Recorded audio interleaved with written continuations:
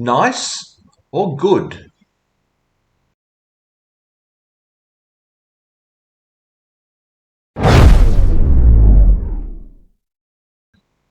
I'm sure we've all seen people use the word nice and place it in quotes, like I just did then.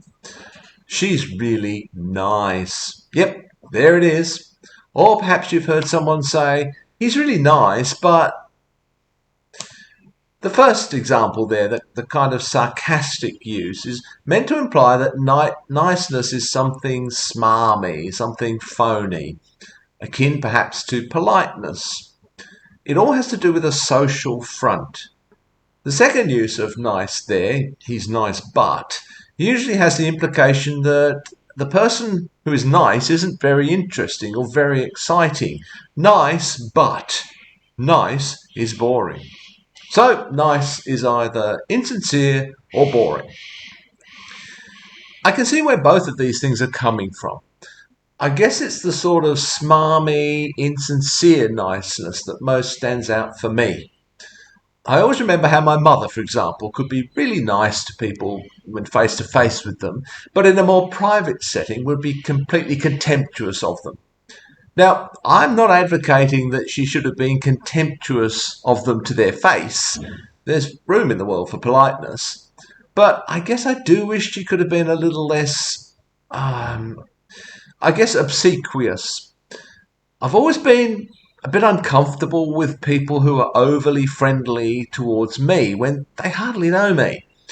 That always feels insincere to me. You don't know me. Why pretend you're so delighted to meet me? If you're this friendly with someone you scarcely know, how do you behave towards people you really like? Do you start humping their leg? I suppose sometimes good can be used in this way too, when we speak of Little Miss Goody Two Shoes, for example. Now, there's a weird expression, right? Are there people who go through life wearing only one shoe? For the record, Little Goody Two Shoes was a children's story published in 1765. It tells the story of a young orphan girl, Marjorie Meanwell, which I think is a great name, who went through life with only one shoe until she was given a whole pair of shoes by a rich man. And she subsequently goes around telling everyone that now she has two shoes and hence earns the nickname Goody Two Shoes. She grows up to marry a rich widower and become a teacher, proving that her virtue has been rewarded. Anyway, the expression refers to someone who is too good to be true, a kind of Hermione Granger, at least in the early days of the Harry Potter stories. It's interesting, I think, that there's something suspect about someone who is entirely good. It seems phony and maybe a little one dimensional. Someone is more relatable if they share some of our flaws, and they're more interesting to be with.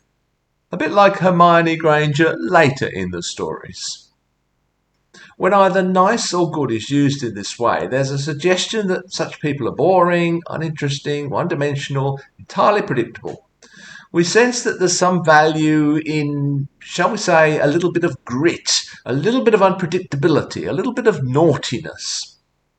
When I use the word grit there, I immediately thought of singing. Someone can sing with a pure voice and pure tones, but it's much more interesting when a little bit of grit works its way into their voice. Grit. It adds character, it adds colour. It's a bit like that with goodness and niceness. A bit of grit adds character and colour. I'm not great at nice, but I can be annoyingly good. I'm the one who doesn't like the slightest hint of cheating on trivia nights. Yeah, I'm that annoying person.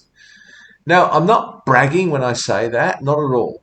I find it a really irritating quality in myself that I am good.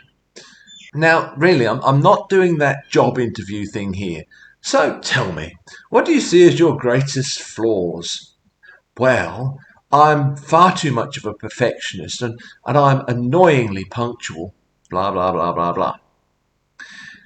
The goodness I'm talking about comes from my upbringing when I was always terrified of not being a good boy, terrified that I was actually a naughty boy. So my so-called goodness is not some kind of virtue, it's actually a fear of, I guess it's a fear of being caught and punished. So I find it really difficult to break even the most trivial of rules, and I really don't like that about myself. I think it makes me boring and annoying, and I'm sure you'd agree with that. Breaking the occasional rule is something I try to encourage in myself, although it provokes a preposterously disproportional amount of guilt. I really admire people who can just shrug that off. When it comes to being nice, I'm really just incompetent insofar as that requires certain polite behaviours.